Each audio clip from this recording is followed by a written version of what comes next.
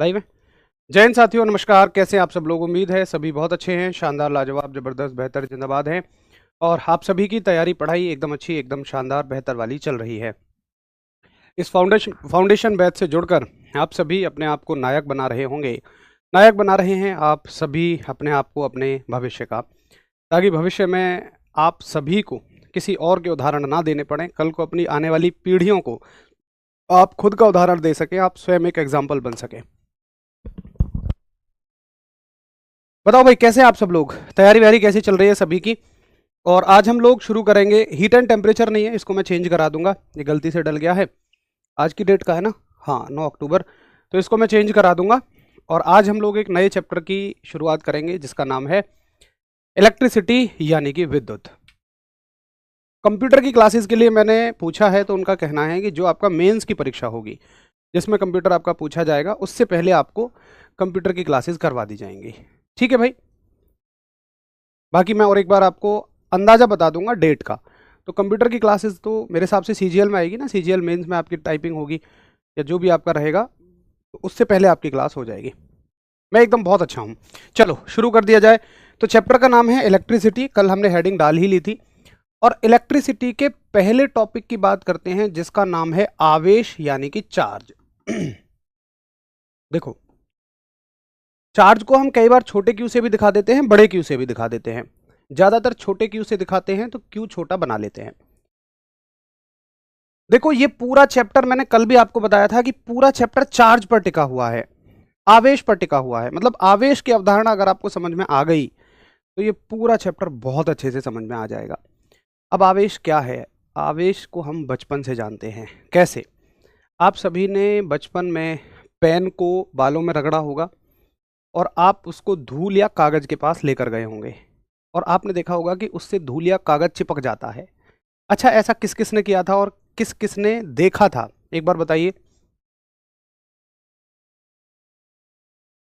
जल्दी से बताइए। हाँ जी, ऐसा हमने देखा था, सभी ने किया था ये बात। अच्छा, अगली चीज सुनिए। अब मैं आपसे एक सवाल करता हूं कि क्या इस पेन में अभी बालों में घिसने से पहले, सामान्य जनरली, क्या इस पेन में इलेक्ट्रॉन, प्रोटॉन और न्यूट्रॉन है? यस और नो? मैं हर चीज आपसे इसलिए पूछता हूं ताकि आपका वो डाउट ही ना बने। मुझे पता है आपका डाउट कहां से बन सकता है, इसलिए मैं वो आपसे ही पूछ लेता हूं। अगर आप सही हैं तो ठीक है, गलत हैं तो सही कर देता हूं। तो हर चीज में इलेक्ट्रॉन, प्रोटॉन, न्यूट्रॉन होते हैं। देखिए, बाय नेचर प्रकृति जब किसी भी चीज को बनाती है तो उसमें इलेक्ट्रॉन, प्रोटॉन, न्यूट्रॉनों की एक निश्चित संख्या होती है। जैसे इस पेन की इतनी लंबाई में एक फिक्स क्वांटिटी में इलेक्ट्रॉन, प्रोटॉन और न्यूट्रॉन है। फॉर एग्जाम्पल, मान लो, मैं कह रहा हूं एग्जैक्टली नहीं, मान लो इसमें 1000 इलेक्ट्रॉन है, 900 प्रोटॉन है और 700 न्यूट्रॉन है। फॉर एग्जाम्पल कह रहा हूं मैं, ऐसा है। अब इलेक्ट्रॉनों की संख्या पे फोकस करिए। मान लीजिए मैंने कहा कि इसमें 700 इलेक्ट्रॉन है, या चलो छोटा मान लो 7 इलेक्ट्रॉन है फॉर एग्जाम्पल। अब अगर मैंने इसको बालों में घिसा तो देखिए हुआ क्या कि बालों में से कुछ इलेक्ट्रॉन निकले और वो इस पेन पर आ गए। प्रक्रिया को स्टेप बाय स्टेप समझते रहना। हो क्या रहा है कि जब प्रकृति ने इसको बनाया था, नेचर ने इसको बनाया था, तो नेचर ने कहा कि भाई तुम्हारे ऊपर 7 इलेक्ट्रॉन होंगे, उसके अलावा 7 प्रोटॉन होंगे और मान लो 10 न्यूट्रॉन होंगे फॉर एग्जाम्पल। लेकिन मैंने इसको बालों में घिस दिया, और बालों में घिसने से क्या हो गया कि बालों में से कुछ इलेक्ट्रॉन निकल कर आ गए ऐसे।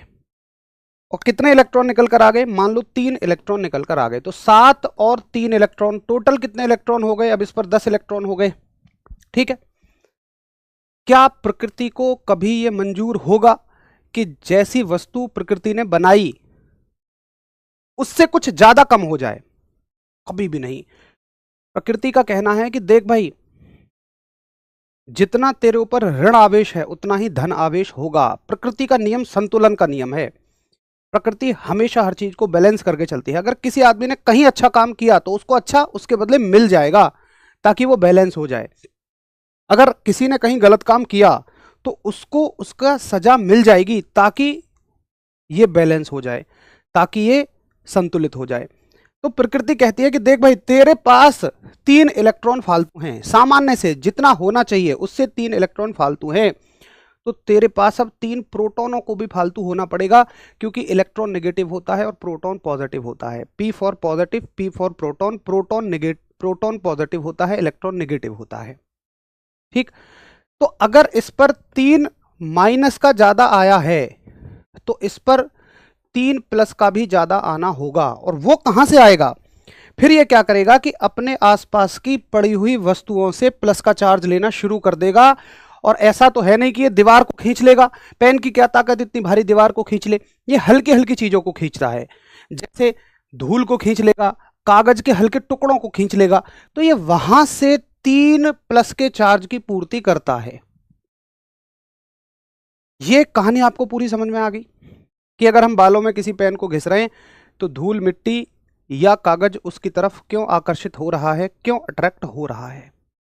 तो उसका कारण यह है कि घिसने से वस्तु पर सामान्य से ज्यादा माइनस चार्ज आ जाता है, ऋण आवेश आ जाता है, और फिर वस्तु कुछ ना कुछ करने के लिए तत्पर हो जाती है।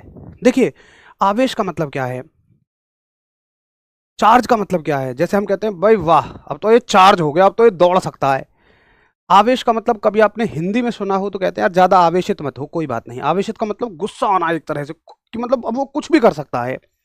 तो आवेशित का मतलब मैं यहां ये कह रहा हूं कि पहले जो था वो तो था ही, लेकिन जब इस पर एक्स्ट्रा 3 इलेक्ट्रॉनों का आवेश आया, चार्ज आया, तो अब ये किसी को अपनी तरफ तो खींचेगा, कुछ तो ये करेगा।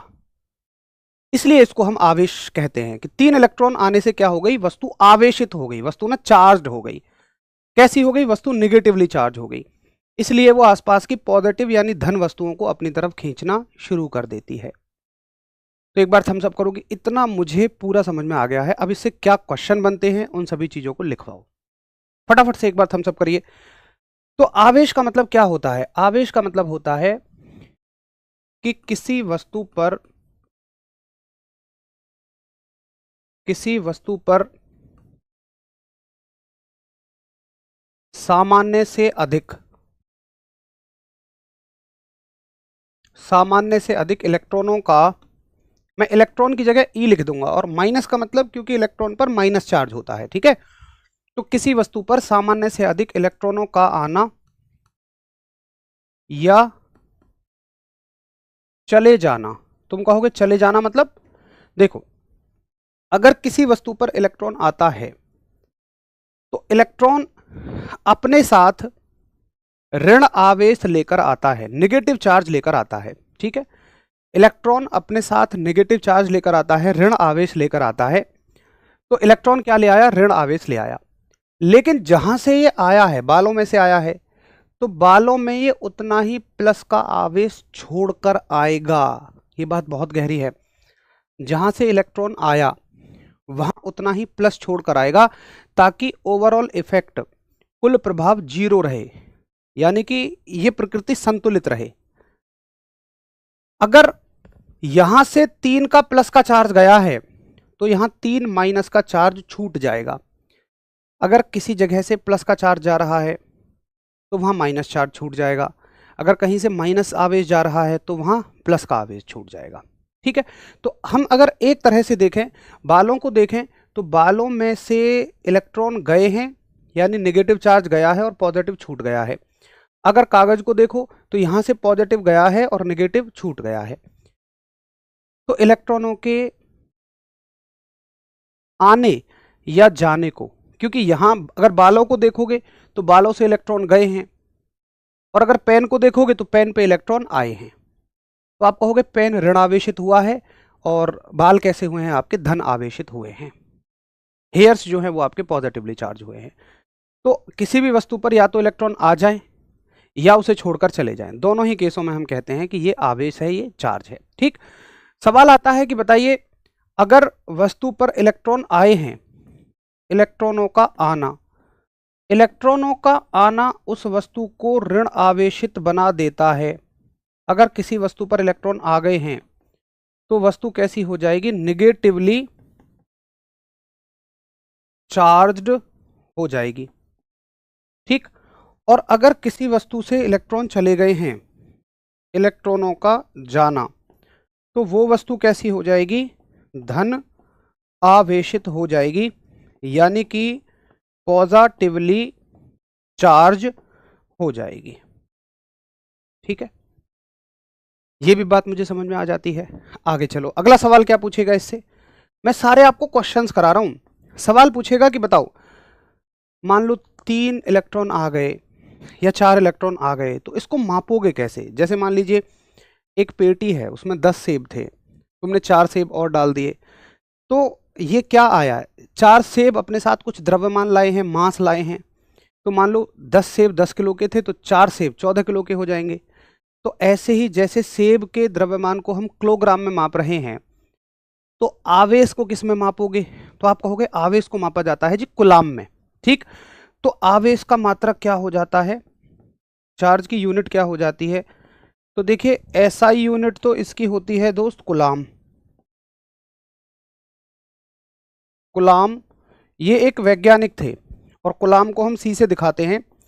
और इसकी अगर सीजीएस यूनिट पूछ ले, जो कि बहुत रेयर है, ना के बराबर चांस है, तो ये होती है state coulomb. State coulomb, state coulomb. ठीक है, तो ऐसा यूनिट क्या है कूलाम, और सीजीएस यूनिट क्या है स्टेट कूलाम। तो ये हो गए इससे बनने वाले सवाल, चार्ज से बनने वाले सवाल। अब एक अगला सवाल आता है, बहुत इंपॉर्टेंट सवाल, यहीं पे लिख लेते हैं उसको, जगह है हमारे पास। और सवाल आता है कि ये बताओ, तुम कह रहे हो कि आवेश का मात्रक कूलाम है, ठीक है, तो ये बताओ एक इलेक्ट्रॉन अगर किसी वस्तु पर फालतू आया। अब देखो फालतू का मतलब क्या है कि उस वस्तु पर पहले से प्रकृति द्वारा बनाए गए कुछ इलेक्ट्रॉन हैं, उससे फालतू आया, तो एक इलेक्ट्रॉन कितना आवेश लाएगा। तो याद रखेंगे कि एक इलेक्ट्रॉन पर आवेश, charge on 1 electron, charge on 1 electron. तो एक इलेक्ट्रॉन पर जो आवेश है वो किसका है, माइनस का, और कितना है 1.6 गुणा 10 की घात माइनस 19 कूलाम।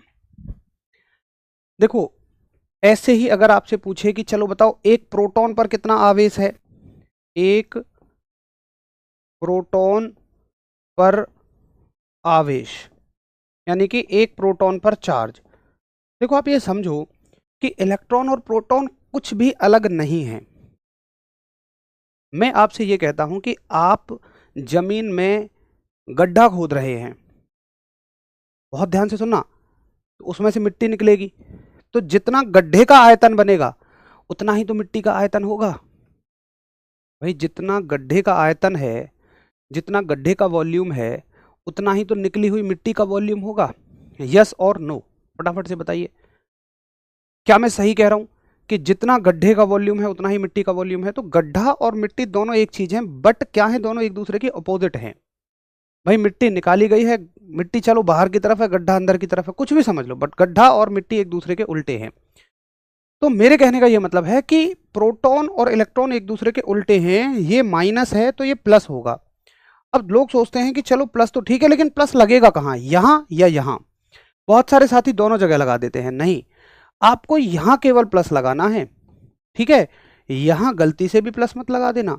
ये तो इसके छोटेपन को दिखा रहा है कि ये ना के बराबर आवेश होता है, ये ना के बराबर चार्ज होता है, तो वहां प्लस मत लगा देना।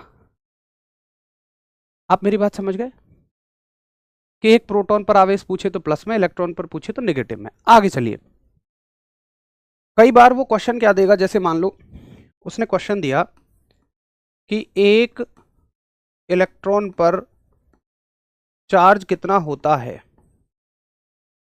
आवेश कितना होता है। ऑप्शन है 1.6 10⁻⁻19 कूलाम।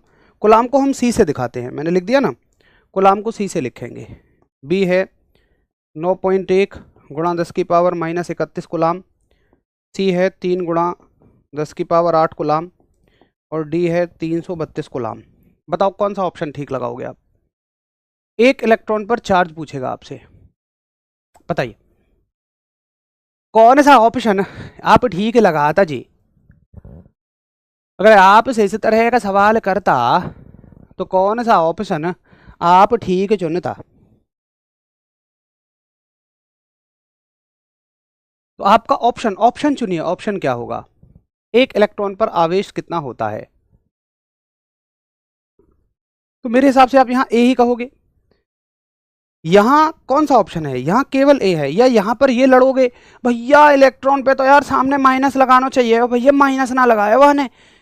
एग्जाम दे रहे होगे तो एग्जाम में वहां जो इन्विजिलेटर होते हैं उनको बुलाओगे, अरे भैया यहाँ को आओ यार, हाँ अरे भैया यार यहाँ पे तो माइनस होना चाहिए यार, माइनस ना लगाया। वो कहेगा भाई साहब मुझे नहीं पता क्या होता है, मैं तो भाई साहब आर्ट साइड से पढ़ा हुआ हूँ, 10वीं पास आदमी हूँ, मुझे तो ड्यूटी के लिए बुलाया है, 500 रुपये एक समोसा मिलेगा मुझे, बस मुझे ना पता क्या प्लस माइनस है, अपना देखो। तो हमें तो ऑप्शन के हिसाब से उत्तर कर देना है, ठीक है। अच्छा, अगर मान लो ये सवाल पूछे कि बताओ एक इलेक्ट्रॉन पर आवेश कितना होता है, अगला सवाल ये आ गया, ए बी सी डी, यहां कह रहा है वो माइनस के 1.6 10 to the power minus 19 coulomb, plus के 1.6 10 to the power minus 19 coulomb, minus के 1.6 10 to the power 19 coulomb, plus के 1.6 10 टू द पावर 19 गुलाम। तो यहां वो थोड़ा सा गहराई में ले गया आपको। अब बताओ, यहां पे थोड़ा सा आपको गहराई में ले जाएगा वो। यहां आपको ध्यान देना है इन सब माइनस प्लस का, जहां पे वो क्वेश्चन ही नहीं कर रहा तुमसे माइनस प्लस का, तो काहे को परेशान होना है। यहां पे है माइनस प्लस की बात। इंग्लिश में भी डेफिनेशन लिख देता हूं मैं, प्रथमेश भाई वहां रह गई है, सॉरी, मैं लिख देता हूं। तो तुम सीधा सीधा कहोगे कि देख भाई इलेक्ट्रॉन है ना, तो ये तो वैल्यू यही रहेगी -19, ये +19 तो कभी नहीं रहेंगी, ये तो वैसे ही गलत हो गए। और अगर इलेक्ट्रॉन है तो प्लस तो नहीं रहेगा, क्या रहेगा, माइनस रहेगा। राइट आंसर ऑप्शन ए हो जाएगा। तो उम्मीद है आप मेरी बात को समझ गए होंगे। मैं इसको लिख देता हूं इंग्लिश में, किसी वस्तु पर सामान्य से अधिक इलेक्ट्रॉन का आना या चले जाना। तो मैं यहां लिख देता हूं कि कमिंग, और बहुत सिंपल सी भाषा में, कमिंग और going of electron more than normal, coming और going of electron more than normal. ठीक, चलिए, तो यहां तक मुझे आवेश की बात समझ में आ गई है। अब देखो एक सवाल आता है, बहुत बढ़िया सवाल।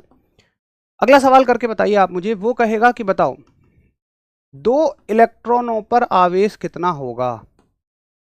बताओ, चार्ज ऑन 2 इलेक्ट्रॉन। तो आप क्या कहोगे कि भाई एक पर होता है 1.6 गुणा 10 की घात -19, तो 2 पर कितना होगा। भाई 2 के लिए 2 की गुणा कर दोगे 1.6 गुणा 10 की घात -19 में, तो कितना हो जाएगा, 16 दूनी 32।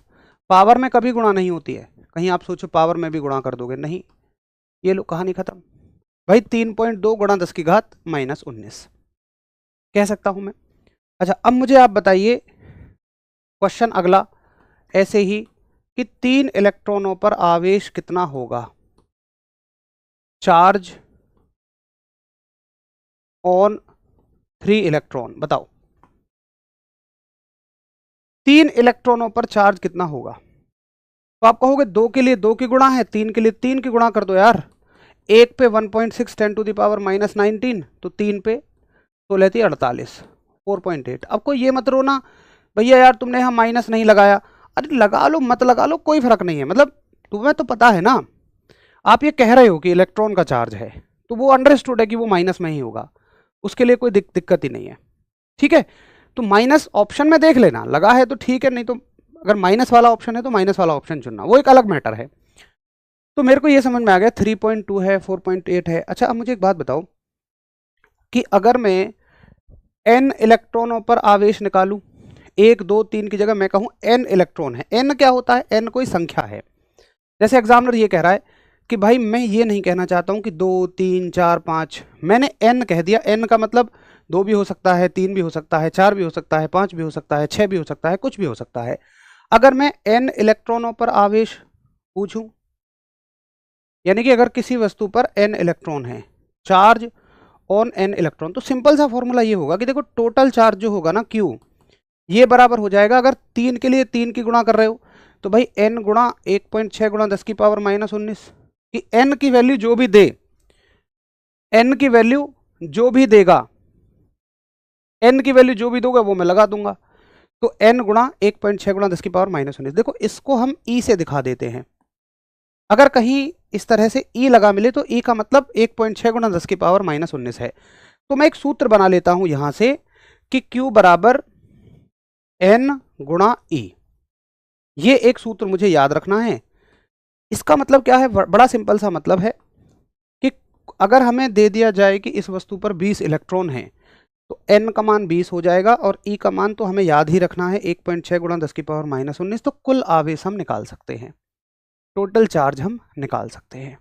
ये बड़ा सिंपल सा फॉर्मूला है, Q बराबर N गुणा E। याद रखेंगे आप, Q बराबर N गुणा E। अब एक सवाल करके दिखाओ मुझे। एक सवाल आएगा, अगर न्यूमेरिकल आया तो बहुत ध्यान से उत्तर करना। वो कहेगा कि 1 कूलाम आवेश में कितने इलेक्ट्रॉन होंगे। 1 कूलाम आवेश में कितने इलेक्ट्रॉन, यानी कि number of electron in 1 coulomb charge. बताओ। देखो साहब, आपने क्या याद किया हुआ है? आपने याद किया हुआ है 1 इलेक्ट्रॉन में कितने कूलाम। 1 इलेक्ट्रॉन में 1.6 गुणा 10 की पावर -19 कूलाम। यहां पूछ रहा है 1 कूलाम में कितने इलेक्ट्रॉन, यहां आपसे उल्टी बात पूछ रहा है। बहुत बढ़िया टेक्नो भाई, very good. Ajay Kumar ji very good. सुशील राणा थोड़ा सा उत्तर ठीक है। नहीं विक्की, वही उत्तर फिर से वही 1.6 गुणा 10 की पावर -19 को दिल से मत लगाओ कि सभी का उत्तर वही हो जाएगा। भाई सुनो, 1.6 गुणा 10 की पावर -19 ये उत्तर है कि 1 इलेक्ट्रॉन में कितने कूलाम।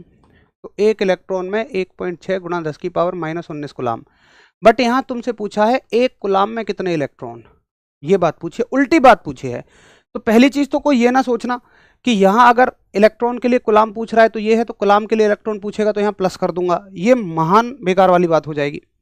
अरे मैं तुमसे ये पूछता हूं कि बताइए, इसको ऐसे समझो कि 1 रुपए के, या ऐसे मान लो मैं तुमसे कहता हूं 1 रुपए के 20 बिस्किट आते हैं। 1 रुपए के 20 बिस्किट, तो एक बिस्किट कितने रुपए का है, कैसे निकालोगे? ये तो बेसिक मैथ्स है।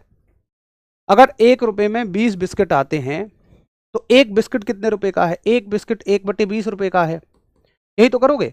इसका मतलब हमें अगर 1 इलेक्ट्रॉन पे कूलाम पता है तो कूलाम में इलेक्ट्रॉन कैसे निकाल लेंगे, उसका उल्टा कर देंगे। तो इसका उत्तर होगा कि भाई कितने इलेक्ट्रॉन। देखो अगर आप सूत्र से भी देखो ना, तो सूत्र है हमारे पास Q बराबर N गुणा E। इसको छोटा क्यू लिखो, बड़ा क्यू लिखो, उससे कोई दिक्कत नहीं है। ये कितना दिया है आपको? 1 कूलाम, ठीक है। और ये आपसे पूछे हैं, और 1 इलेक्ट्रॉन पे आवेश कितना होता है? 1.6 गुणा 10 की पावर -19। एन की वैल्यू निकालनी है, ये गुणा में है, इधर किस में आएगा? भाग में आएगा। 1.6 गुणा 10 की पावर -19। तो एन बराबर, जब इसको तुम सॉल्व करोगे 1/1.6 गुणा 10 की पावर -19, इसको सॉल्व मत करो, डायरेक्टली इसकी वैल्यू याद रखो, 6.25 गुणा 10 की पावर 18। सॉल्व कर भी लो, कोई बहुत तोप चीज नहीं है, कोई बहुत मुश्किल चीज नहीं है, बट स्टैंडर्ड सवाल है, सीधा आने वाला सवाल है। पेपर में 30-30 सेकंड एक सवाल को मिलते हैं, तो इतना समय नहीं होता कि आप इसकी कैलकुलेशन को सॉल्व करो। आप सीधा याद रखो, इसको सॉल्व करोगे तो ये आ जाएगा। तो समझो, इसको अब फील करने की बारी है। 6.25 गुणा 10 की पावर 18 का मतलब आप समझ रहे हो कि 6.25 के आगे 18 जीरो, यानी कि 6.25 के आगे कितनी जीरो? 18। 1 2 3 4 5 6 7 8 9 10 11 12 13 14 15 16 17 18। इस पॉइंट को हटाना चाहते हो तो पॉइंट के बाद कितने अंक हैं? 2। तो चलो 2 जीरो कट जाएंगी और ये पॉइंट भी हट गया। अब इसकी मल्टीप्लाई करोगे तो 625, कितनी जीरो बची? 16। 1 2 3 4 5 6 7 8 9 10 11 12 13 14 15 16। इतने इलेक्ट्रॉन आपको चाहिए होंगे 1 कूलाम आवेश को बनाने के लिए। अरे इसकी कैलकुलेशन पे मत जाओ यार, सॉल्व करके बता दीजिए ना भाई। तुम एक में 1.6 का भाग नहीं कर सकते हो यार। जिस चीज के लिए मना किया जाए उसमें ज्यादा घुसते हो, जिस चीज के लिए समझाने की कोशिश की जाए उस पर ध्यान नहीं दोगे। ये कोई बहुत बड़ी चीज नहीं है यार। अगर मैं तुमसे ये कह रहा हूं कि भाई इसको चाहे तुम सॉल्व करके देख लेना, बट मैं सलाह दे रहा हूं मत करो इसको सॉल्व यार, पेपर में नहीं होता इतना समय। तो मेरे साथ ही आपको मान लेनी चाहिए, याद कर लो इस बात को। और क्या वाकई में आपसे भाग नहीं आते हैं? अगर आप मुझसे ये बात पूछ रहे हो कि भैया इसको सॉल्व ही करके दिखाओ, ये गणित की क्लास तो है नहीं कि नहीं यार मुझे भाग करके ही दिखाना चाहिए, इतना मैथ तो आपको भी समझ में आता होगा, बड़ी सिंपल सी बात है। चलो तो इसको याद कर लो, सॉल्व करके देख लेना, बात ये है समझने वाली, इसको फील करो। देखिए, एक कूलाम आवेश को बनाने में कितने इलेक्ट्रॉन चाहिए होंगे पता है? इतने सारे इलेक्ट्रॉन। इसको फील करो, जब हम ये कह रहे होते हैं ना कि किसी वस्तु पर एक कूलाम का आवेश है, तो उसमें इतने सारे इलेक्ट्रॉन होते हैं। इस संख्या को महसूस कर पा रहे हो, कितने ज़्यादा इलेक्ट्रॉन है ये? और पता है एक कूलाम का आवेश कितना होता है? तुम ये फ़ोन चला रहे हो ना, इसकी बैटरी में एक कूलाम से कहीं ज़्यादा आवेश है। एक कूलाम तो ना के बराबर आवेश है यार। ये फ़ोन चला रहे हो, उसमें कई कूलाम आवेश है, तो सोचो कितने इलेक्ट्रॉन होंगे, कितने इलेक्ट्रॉन होंगे। ये बात समझने वाली है। चलिए, खैर पेपर में आपसे ये सवाल पूछा जाएगा कि बताइए एक कूलाम आवेश के लिए कितने इलेक्ट्रॉन, तो आंसर आप सभी का रहेगा ये कि भाई 6.25 गुणा 10 की पावर 18 इलेक्ट्रॉन चाहिए। ठीक है, तो मुझे उम्मीद है कि आपको कूलाम की अवधारणा समझ में आ गई होगी। बाकी भैया जिन साथियों को है कि इसे सॉल्व ही करके दिखाओ, ये लो भाई 1.6 10 की पावर -19, पॉइंट हटाओगे जीरो बढ़ जाएगी क्योंकि एक अंक है, 10/16 हो गया।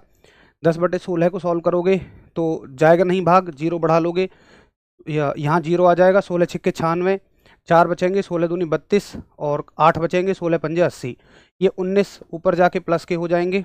तो n बराबर 0.625 गुणा 10 की पावर 19, तो n बराबर इस डेसिमल को यहाँ ले जाओगे तो एक अंक यहाँ कम हो जाएगा, एक पावर यहाँ कम हो जाएगी, हो गया 10 की पावर 18। ठीक है, चलो अब बताइए एक बार कि हाँ हमें कूलाम के बारे में बात सारी समझ में आ गई है। चार्ज से संबंधित सारा फील हमने कर लिया, आवेश से संबंधित सारा फील हमने कर लिया। एक बार सभी मुझे बताओ, हाँ जी क्लियर है? फटाफट एक बार थम्स अप करें। और ये हर एक पॉइंट जो मैंने लिखवाया है ना, ये मेरे भाई ये मान लो कि हर एक क्वेश्चन है, सीधे सीधे क्वेश्चन पेपर में पूछे जाते हैं।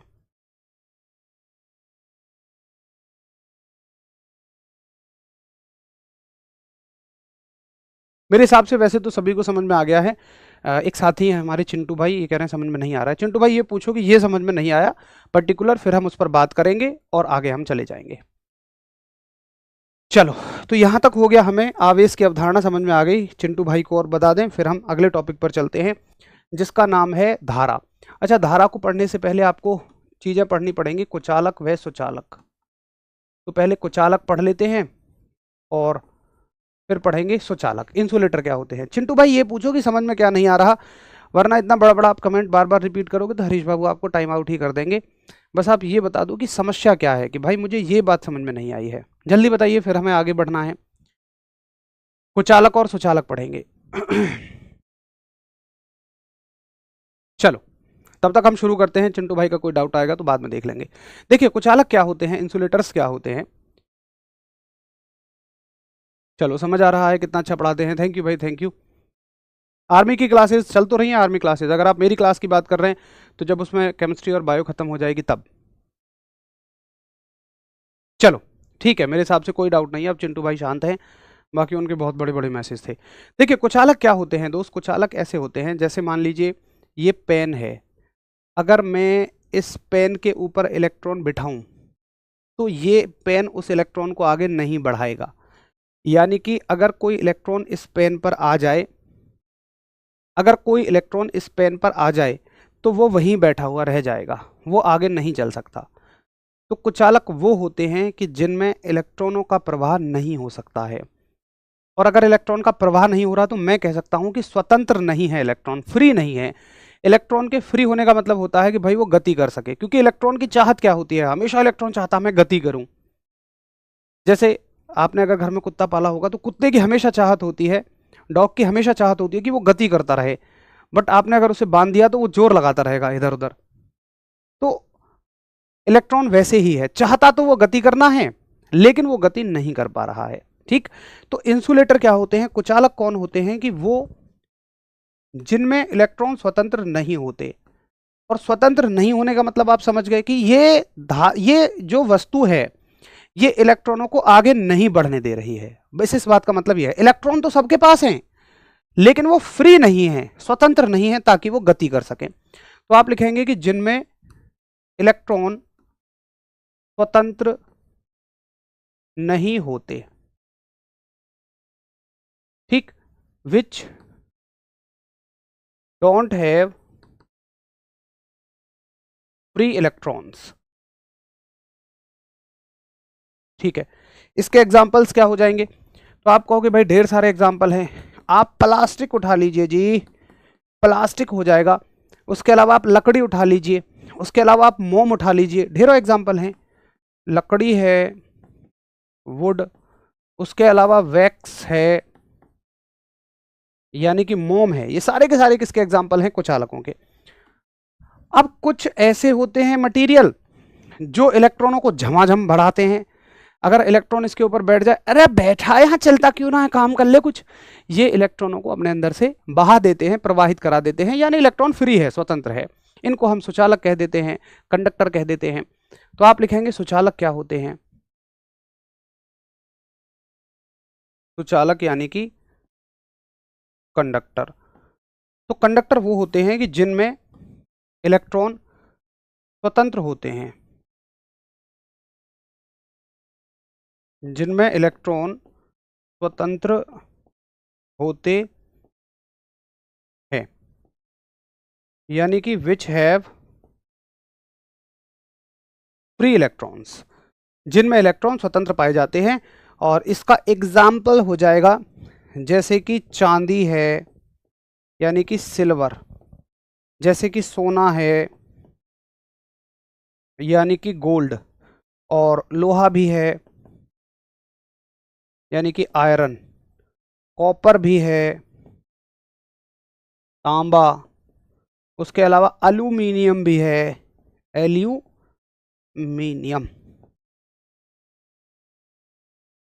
ठीक, तो ये सब किसके उदाहरण हो जाएंगे? ये सब सुचालकों के उदाहरण हो जाएंगे, ये सब कंडक्टर्स के एग्जाम्पल हो जाएंगे। ठीक है, टेक्नो आशीष भाई, अगर हम लकड़ी कह रहे हैं तो लकड़ी मुझे बताओ कैसी होती है, तुम मुझे बताओ। जनरली मैंने कहा लकड़ी, तो आपके मन में क्या बात आएगी कि वो भीगी हुई है या सूखी हुई है? बताइए। आपकी बात बिल्कुल ठीक है कि भैया सूखी लकड़ी या गीली लकड़ी। मैं सिर्फ ये पूछता हूं लकड़ी, तो आपके मन में क्या आएगा? मैं गीली लकड़ी की बात कर रहा हूं या सूखी लकड़ी की बात कर रहा हूं? जल्दी बताइए, आपके मन में क्या आएगा? अगर मैंने कहा लकड़ी, तो सूखी की ही बात मन में आएगी ना। तो हम जो चीज पढ़ रहे हैं सूखी लकड़ी के लिए पढ़ रहे हैं। अगर गीले में कुछ अलग हो रहा है तो वो हम अलग बताएंगे, बट जनरली अब मैं ऐसा तो नहीं लिखूंगा सूखी लकड़ी गीली लकड़ी, मैंने सिर्फ लकड़ी लिखा, तो मेरे मन में सूखा आएगा। और सूखी लकड़ी हमेशा कुचालक होती है, इंसुलेटर होती है। हाँ, ये बात ठीक है कि अगर लकड़ी को गीला कर दिया जाए तो उसमें इलेक्ट्रॉन आगे बढ़ने लगते हैं। देखो, ऐसा है कि बहुत सारी सुचालक धातुएं किसी विशेष अवस्था में कुचालक बन सकती हैं, या कुचालक धातुएं विशेष अवस्था में सुचालक बन सकती हैं। लेकिन हम यहाँ विशेष अवस्थाओं की बात ही नहीं कर रहे हैं, हम यहाँ सामान्य अवस्थाओं की बात कर रहे हैं। हम यहाँ पर सामान्य अवस्थाओं की बात कर रहे हैं। ठीक है, ऐसे तो होने को तो हो सकता है चांदी जो बहुत अच्छा सुचालक है वो भी कुचालक बन जाए, अगर मैं उसके साथ कुछ छेड़खान कर दूं तो ऐसा संभव है। लेकिन मैं यहाँ छेड़खान करने के बाद नहीं कह रहा हूं, मैं यहाँ सिंपल कह रहा हूं कि अपनी वो सामान्य अवस्था में कैसे होते हैं। ठीक है, चलो अब देखो इनमें अगर सवाल आए, अच्छा आपके घर में आपने देखा होगा सिल्वर के तार होते हैं, देखें कभी आपने? आपके घर में या तो कॉपर का वायर होता है या सिल्वर का वायर होता है, किस किस ने देखा है?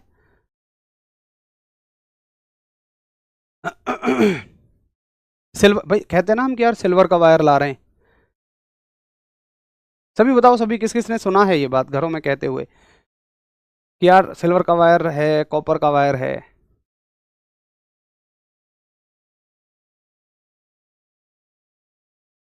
हाँ, ऐसा हम बहुत सुनते हैं, इसलिए मैं कह रहा हूँ। देखिए, आप खुद सोचो, सिल्वर होता है चांदी, और आप पता है सिल्वर का वायर किसे कह रहे होते हो? जो चमकीला सा होता है। लेकिन सोचो यार, क्या चांदी के तार बन सकते हैं?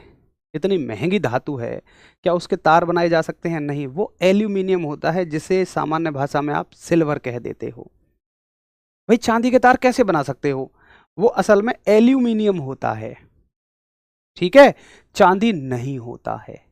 हम कहते हैं सामान्य भाषा में कि यार सिल्वर का तार लिया, वो सिल्वर का तार, सिल्वर माने चांदी होता है। भाई चांदी के तार कैसे बना सकते हो तुम यार, इतनी महंगी धातु है। इसलिए मैं डाउट आपका निकाल रहा हूं। तो हमारे घरों में इस्तेमाल जो होता है तार, वो ज़्यादातर कॉपर का तार होता है, तांबे का। एल्यूमिनियम उतना अच्छा क्वालिटी का नहीं होता। आप देखना एल्यूमिनियम की मोटर का पंखा लेकर आओ, मतलब जिस मोटर में एल्यूमिनियम हो, वो सस्ता आ जाएगा और कॉपर वाला महंगा आएगा। सबसे अच्छा चालक कौन है? तो सबसे अच्छा चांदी है। अगर मैं बात करूं सर्वश्रेष्ठ चालक कौन है, सवाल आता है सर्वश्रेष्ठ चालक यानी कि best conductor, good better best, best conductor जो है वो कैसा है? चांदी है, यानी कि सिल्वर है। बहुत सारे साथी कहते हैं भैया यार सोना तो आते भी महंगा है। अरे भाई बात महंगे की नहीं है, देखो समझो मेरी बात। असल में सोने को महंगा क्यों है? क्योंकि भाई आभूषणों के हिसाब से सोना महंगा है, सोना आभूषणों के हिसाब से ज़्यादा मूल्यवान है चांदी से। लेकिन धारा प्रवाहित करने, जरूरी थोड़ी है धारा प्रवाहित करने के मामले में भी सोना आगे ही रहेगा। भाई अगर तुम किसी आदमी से दिखने में मोटे हो तो क्या जरूरी है कि तुम उससे दौड़ने में भी तेज ही रहोगे? भाई एक जगह कोई आगे है, एक जगह कोई आगे है। तो ये ना सोचना कि यार ये तो महंगा होता है फिर भी नहीं होता। महंगी तो दुनिया भर की चीज़ें हैं, चांदी से और भी बहुत सारी चीज़ें महंगी महंगी, लेकिन वो चांदी से अच्छी चालक नहीं है। सबसे अच्छा चालक चांदी है। तो इसके तार क्यों नहीं बनते हैं, अब आपको समझ में आ गया होगा कि इसके तार इसलिए नहीं बनते हैं क्योंकि ये बहुत महंगी होती है। अब ये ज्वेलरी बनाने के लिए इस्तेमाल होती है। तो करिए फटाफट से एक बार थम्स अप कि हाँ जी भैया मुझे आपकी बात समझ में आ गई है कि सुचालक क्या होते हैं और कुचालक क्या होते हैं। और ये बात मैं दिमाग में रखूंगा कि सुचालक का अर्थ है कि वो जो इलेक्ट्रॉनों को अपने अंदर से बहा देते हैं, प्रवाहित करा देते हैं, फ्री छोड़ देते हैं। और कुचालक वो होते हैं जो फ्लो नहीं कराते, इलेक्ट्रॉन उस पर आ जाए तो उसे पकड़ के बैठे रहते हैं। ठीक है, अब समझिए धारा क्या होती है, करंट क्या होता है, समझिए। हेडिंग डालिए अगली। जैसे आपने विद्युत आवेश पढ़ा, सुचालक कुचालक पढ़े, ऐसे ही एक नई चीज है जिसका नाम है विद्युत धारा यानी कि इलेक्ट्रिक करंट। देखिए जैसे हमने देखा कि शब्द आवेश या चार्ज, ये कोई नया शब्द तो है नहीं भाई। चार्ज होना किसी भी चीज के लिए कह देते हो आप कि इंसान चार्ज हो गया, भाई उसने खाना खा लिया वो चार्ज हो गया। आवेशित होना, ऐसे ही धारा कोई ऐसा शब्द नहीं है कि जो इलेक्ट्रिसिटी चैप्टर के लिए ही रिजर्व है। धारा का मतलब तो पानी की भी धारा होती है, किसी भी चीज की धारा हम कह सकते हैं। लेकिन देखिए धारा का मतलब क्या होता है, ये जरूर है धारा का मतलब कि जिस चीज की आप धारा कह रहे हो वो चीज बह रही है। सही बात है। तो विद्युत की धारा का मतलब यही होगा कि विद्युत बह रही है। अब विद्युत का बहने का मतलब क्या है, मतलब विद्युत क्या है ये? तो विद्युत का मतलब ये है कि देखो जैसे अगर आप किसी कुचालक वस्तु को लें, मान लीजिए ये एक प्लास्टिक है, तो प्लास्टिक पर अगर तुम इलेक्ट्रॉन रखोगे भी तो ये इसको आगे नहीं बढ़ाएगा। लेकिन अगर तुम चांदी के तार पर इलेक्ट्रॉन को छोड़ोगे, सिल्वर के वायर पर इलेक्ट्रॉन को छोड़ोगे, तो ये इलेक्ट्रॉन को आगे बढ़ाएगा, ये रुकने ही नहीं देगा। ठीक है, ये इसको रुकने ही नहीं देगा, ये इसको आगे बढ़ाएगा। इलेक्ट्रॉनों के आगे बढ़ने को ही हम विद्युत का बढ़ना कह रहे हैं। इलेक्ट्रॉनों के आगे चलने को ही हम विद्युत का आगे चलना कह रहे हैं। और मुझे आप एक बात बताइए कि अगर मैं ये कह रहा हूं कि इलेक्ट्रॉन आगे चल रहे हैं, तो क्या साथ के साथ ये मान लिया जाए कि आवेश भी आगे चल रहा है? क्योंकि इलेक्ट्रॉन के साथ ही आवेश होता है। भाई 2 इलेक्ट्रॉन हैं तो कुछ आवेश होगा, 4 हैं तो कुछ आवेश होगा, 6 हैं तो कुछ आवेश होगा, 8 हैं तो कुछ आवेश होगा। तो क्या आपको ये मेरी बात समझ में आ रही है कि इलेक्ट्रॉनों के आगे बढ़ने का मतलब क्या है? आवेश का आगे बढ़ना। तो या तो मैं ये कहूँ विद्युत धारा का मतलब क्या होता है कि उस वस्तु में अगर आप ये कह रहे हो कि इलेक्ट्रॉन आगे बढ़ रहे हैं तो भी वही बात है, अगर आप कह रहे हो आवेश आगे बढ़ रहा है तो भी वही बात है, चार्ज आगे बढ़ रहा है तो भी वही बात है। अब देखो इसमें एक फर्क और होता है। मान के चलिए ये तो है चांदी, ठीक है। अब इतना ही बड़ा मैंने लिया लोहा या कॉपर, मान लो कुछ भी मान लो, कॉपर यानी कि तांबा, कॉपर यानी कि तांबा।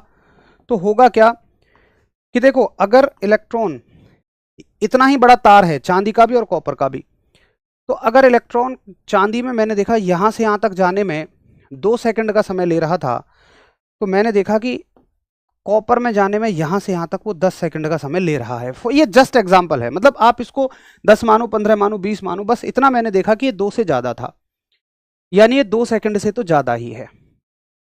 आपको मेरी बात समझ में आ रही है कि चांदी में ये इलेक्ट्रॉन उतनी ही दूरी कम समय में तय कर लेगा, जबकि कॉपर में ये स्लो तय करेगा। तो मैं ये कहता हूं, देखिए अगर पानी की धारा, धारा का मतलब ये नहीं होता है कि केवल पानी बह रहा है, पानी कितनी तेजी से बह रहा है, बहना तो है ही, फ्लो तो उसे करना है तभी धारा होगी वो, लेकिन वो कितनी तेजी से बह रहा है, जितना जल्दी बहेगा मतलब कम समय लेगा उतनी ही ज्यादा धारा होगी। तो हम क्या कहते हैं कि भाई विद्युत धारा का मतलब क्या है, जिसको हम आई से दिखाते हैं। विद्युत धारा का मतलब ये है कि कितना आवेश एक जगह से दूसरे जगह तक कितने समय में चला गया, इसी बात को हम विद्युत धारा कहते हैं। अगर इसकी परिभाषा आप बनाओगे तो शायद अगर आपको याद हो, सदियों पुरानी बातें हैं, मैंने आपको समझाया था कि जब भी किसी राशि के नीचे समय का भाग लग जाए तो आप उसकी दर कह दोगे। जैसे ये आवेश के नीचे समय का भाग है तो आप कहोगे आवेश के प्रवाह की दर को विद्युत धारा कहते हैं। आप कहोगे आवेश प्रवाह की दर विद्युत धारा कहलाती है। आवेश प्रवाह की दर विद्युत धारा कहलाती है, यानी कि rate of flow of charge is called as current. ले लो, इंग्लिश में क्या लगा देते हो, उसी क्वांटिटी के नीचे, उसी क्वांटिटी के नीचे आप रेट शब्द लगा देते हो, दर शब्द लगा देते हो। तो फटाफट से बताइए कि हाँ जी मुझे आपकी ये बात समझ में आ गई है।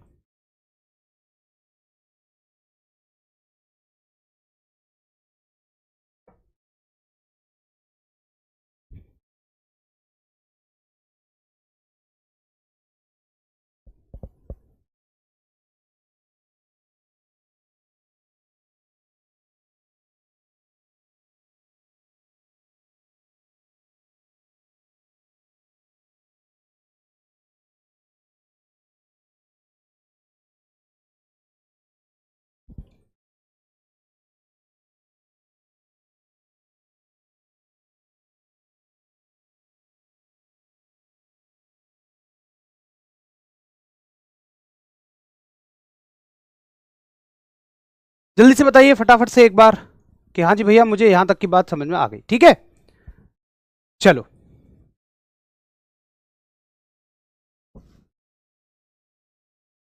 आगे चलें। आवेश प्रवाह की दर को विद्युत धारा कहते हैं। अब क्या पूछेगा इससे, भाई सीधी बात है, पहला पूछेगा इससे मात्रक बताओ, इसका मात्रक बताइए, इसकी यूनिट बताइए। तो देखो यूनिट दो तरीके से होती है, मैंने आपको बताया, एक तो होती है सूत्र से यानी कि फॉर्मूला से।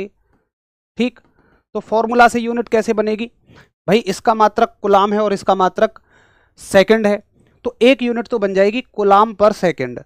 और देखो आपको वो ऐसे भी लिख सकता है इसको, कुलाम सेकंड की पावर -1, ये हम पहले सीख चुके हैं।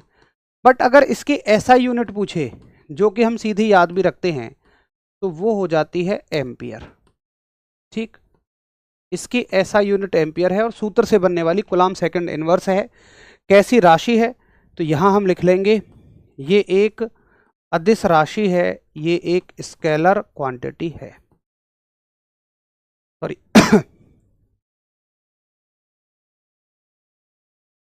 ठीक है, तो अभी हमने क्या सीखा, विद्युत धारा के कंसेप्ट को सीखा। और देखो ना विद्युत धारा आवेश से ही मिलकर बनती है। मैंने बताया था आपको कि आवेश सबसे ज्यादा जरूरी मुद्दा है इस चैप्टर में। तो हमने ये सीख लिया कि आवेश अगर आगे चल रहा है, जितना जल्दी चलेगा उतनी अच्छी धारा मिलेगी, उतनी ज्यादा धारा मिलेगी। जल्दी चलने का मतलब कम समय, कम समय तो धारा ज्यादा। इसकी परिभाषा हो गई, क्या होता है, अदिश राशि होती है, इसका सूत्र क्या होता है, इसका फॉर्मूला क्या होता है। अब इसके आगे हम कल कंटिन्यू करेंगे और कल मैं कुछ क्वेश्चंस आपको बताऊंगा कि किस तरह से इससे सवाल पूछे जाते हैं और अगले कंसेप्ट पे चलेंगे। तो आज हमने 3 कंसेप्ट क्लियर किए हैं, एक तो चार्ज यानी कि आवेश, सुचालक कुचालक और विद्युत धारा। और देखिए जब हम जनरली ये पढ़ लेते हैं कि यार विद्युत धारा, हमें नहीं पता तार में हो क्या रहा है।